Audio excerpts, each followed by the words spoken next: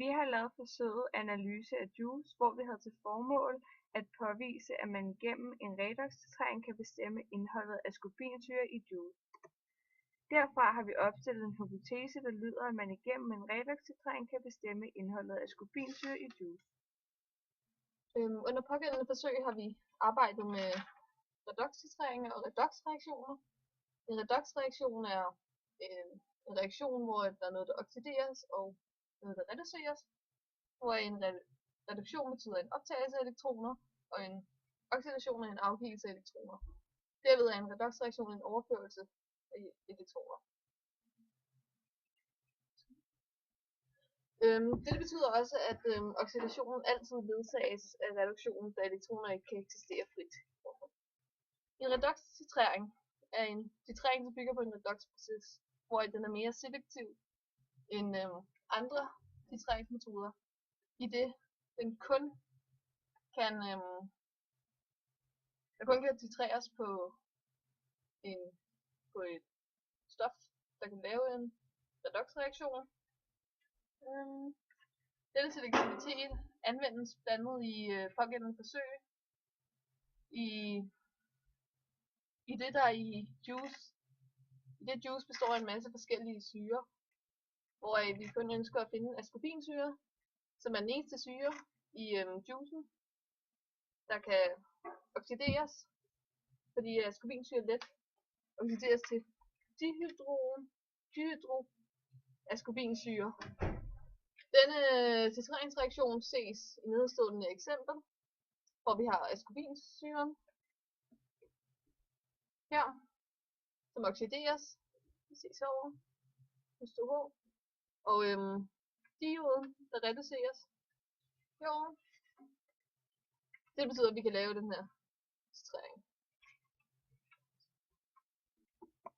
På følgende PowerPoint kan man se, hvilke materialer og apparatur vi har brugt. Vi startede med at bruge en vejebåd, 400 ml konisk kolber, 1 250 ml målekolbe med prop, 1 10 ml pipette, 1 5 mm pipette, en pipettesuger, et stativ, en pyretteholder, 2 trakter, ascorbinsyre, 1% stivelsesopløsning, 0,00500 molær diodopløsning og grapejuice. Her er vores følgende fremgangsmåde. Vi startede med at afveje ca. 0,24 gram ascorbinsyre og overførte stoffet til en 250 ml målekolbe. Stoffet bliver opløst i demineraliseret vand. Da man ikke kan regne med, at opløsningen er holdbar, skal den anvendes hurtigt efter den er lavet. Herefter overføres 10,0 ml af opløsningen fra målekolben til en 100 ml konisk kolbe. Her tilsætter vi 2 ml stivelsesopløsning. Da man normalt bruger en magnetomrøring, men da vi ikke kunne finde nogen, har vi altså rustet den ved håndkraft. Herefter fyldte vi en burette med 0,00500 molær diodopløsning og titrerede med den 0,00500 molær diodopløsning, indtil en enkelt dråbe fremkalder et farveskift fra farveløs til blå. Herefter gentog vi titreringen, så vi fik titrering nummer 2 i del nummer 1. I del nummer 2 gentog vi metoden fra del nummer 1, dog med titranten juice i stedet for ascorbinsyre. Her gentog vi det også titreringen en gang til for at få titrering nummer 2 i del nummer 2. På PowerPointen ses vores resultattabeller. Det ses her, at vi i første del af forsøget har anvendt 0,240 gram ascorbinsyre. Og til titreringen af ascorbinsyren har vi anvendt 11,00 ml diodopløsning. Og til titreringen del 1, anden del, der har vi anvendt 12,40 ml diodopløsning til at titrere ascorbinsyren. I anden del ses det, at der er blevet anvendt 4,0 ml diodopløsning til første titrering af juicen, og til anden titrering er der anvendt 5,9 ml diodopløsning. I pågældende forsøg er der nogle fejlkilder. Disse fejlkilder er blandt andet stivelsens friskhed, i det den let formindsker sin friskhed, og derfor ikke altid til alle titreringerne fungerer helt optimalt som indikator. Derudover optræder fejlen den menneskelige upræcished, både i form af fejlmålinger og fejlaflæsning, hvilket medfører upræcise resultater, som yderligere medfører upræcise beregninger. Den tredje fejlkilde, det er, at titreringen ikke nødvendigvis er blevet afbrudt præcis ved ekvivalenspunktet, hvilket igen har gjort, at vi har fået upræcise resultater og derved upræcise beregninger.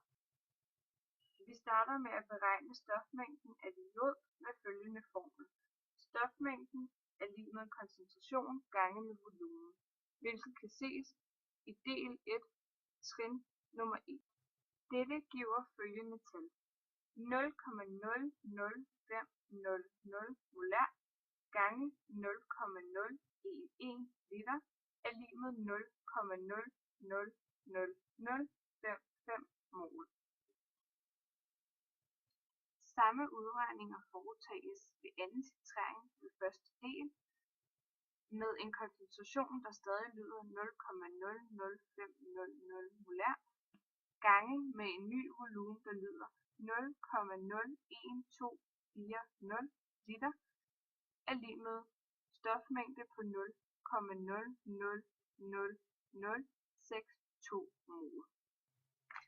Dette betyder også, at stofmængden af ascorbinsyre er ved første titrering 0,00055 mol, og ved anden titrering 0,00062 mol. Da ved ekvivalenspunktet gælder, at stofmængden af ascorbinsyre er lig med stofmængden af diod. Vi udregner nu molarmassen af ascorbinsyre, som giver 176,124 gram per mol. Vi beregner nu stofmængden af ascorbinsyre i 250 ml. Det gør vi ved at sige, at stofmængden er lig med massen divideret med molarmassen, som giver os følgende tal: 0,20 gram divideret med 176,124 gram per mol er lig med 0,001363 mol. Så beregner vi stofmængden af ascorbinsyre i 10 ml. Det gøres ved at tage stofmængden i de 250 ml og dividere det med en faktor. Vores faktor er 25, det vil sige, at vi tager vores tal fra før, som er 0,001363 mol divideret med 25 er lig med 0,00005451 mol. Resultaterne fra forrige dias fremgår af dette dias. I anden del af forsøget starter vi med for de enkelte titreringer at udregne stofmængden af diod. Det gøres via formlen stofmængden er lig med koncentrationen gange volumen. Vi har i første titrering, at koncentrationen er 0,00500 molær, altså koncentrationen af diod. Og volumen er 4 ml. Dette giver os en stofmængde på 0,00002 mol. Det samme udregning foretages for den anden titrering, hvor volumen her i stedet er 5,9 ml, og koncentrationen stadig er den samme. Og den giver os og vi får resultatet 0,00003 mol. Vi udregner nu massen af ascorbinsyre i 10 ml. Vi ved fra vores titreringsteori, at det ved ekvivalenspunktet gælder det, at stofmængden af det ene stof er lig med stofmængden af det andet stof. Det betyder, at vores stofmængde af ascorbinsyre er den samme som vores stofmængde af diol.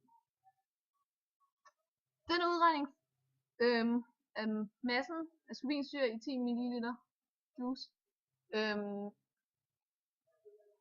foretages gennem formlen massen er lig med molarmassen gange stofmængden.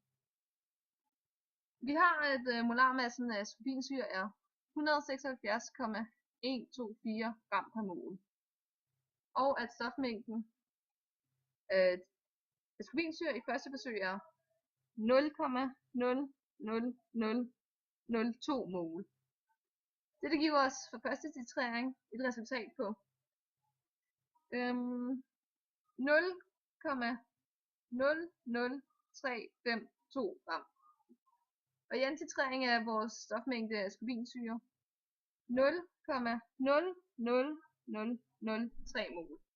Hvilket giver, og molarmassen er stadig den samme, hvilket giver os et resultat på 0,00520 gram. Vi udregner nu massen af ascorbinsyre i 100 ml. Det gøres ved, at vi først og fremmest tager massen af ascorbinsyre i 10 ml og ganger med faktoren, der er 10. Hvilket giver os et resultat på, for første titrering, 0,035225, og for anden titrering 0,051957.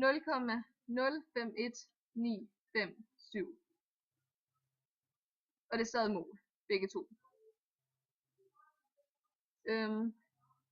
Efterfølgende for at beregne disse masser i milligram ganger vi med 1000. Hvilket giver os, at der ved første titrering forekommer et resultat på 35,225 mg ascorbinsyre i 100 ml juice. Og i anden titrering forekommer et resultat på 51,957 mg ascorbinsyre i 100 ml juice.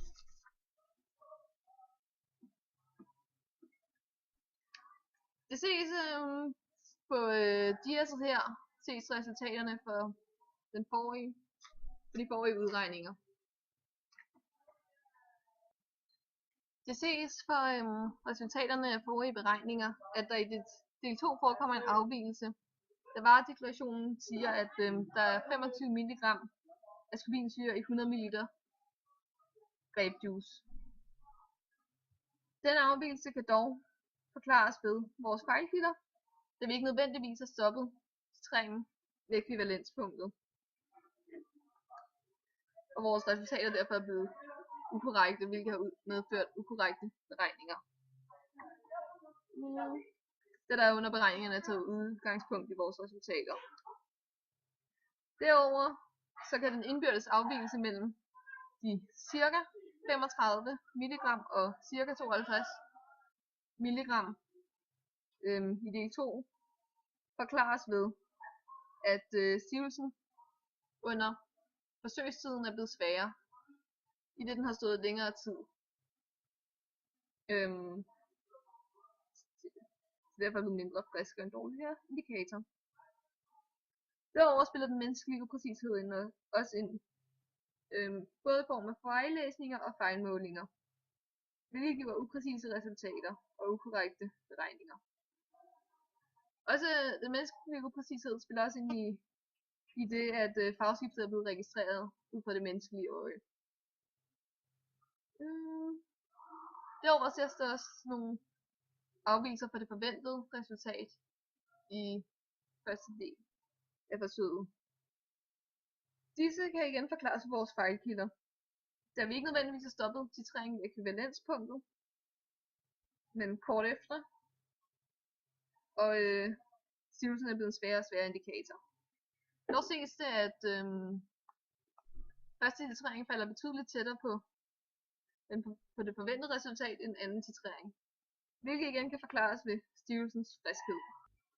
Vi kan igennem forsøget konkludere, at grapejuicen indeholder 35,225 til 51,957 mg ascorbinsyre per 100 ml juice.